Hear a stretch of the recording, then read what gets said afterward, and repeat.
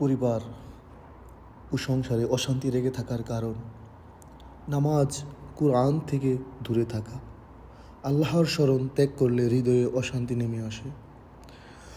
পরিবারের অন্যায় ও গুনাহার কাজ চলা, গীবত, মিথ্যা, পরনিন্দা করলে বরকত উঠে যায়। রিজিকের হালাল হারাম না দেখা, হারাম উপার্জন করে প্রবেশ করলে শান্তি নষ্ট হয়। স্বামী স্ত্রীর মধ্যে অবিশ্বাস ও ঝগড়া, পারস্পরিক সম্মান না থাকলে পরিবার ভেঙে পড়ে। অভিভাবকদের অবমাননা করা, মা বাবার দোয়া বন্ধ হলে জীবনে বরকত থাকে না। অহংকার ও রাগের প্রাধান্য, বিনয় ও ক্ষমার অভাবে ঘরে অশান্তি জন্ম নেয়। কৃতজ্ঞতা ও সুখের আদায় না করা, আল্লাহর নিয়ামতের মূল্য না দিলে শান্তি দূরে সরে যায়। সন্তানদের ইসলামিক শিক্ষার অভাব, যখন ঘরে আল্লাহর ভয় থাকে না তখন ঝগড়া বেড়ে যায়।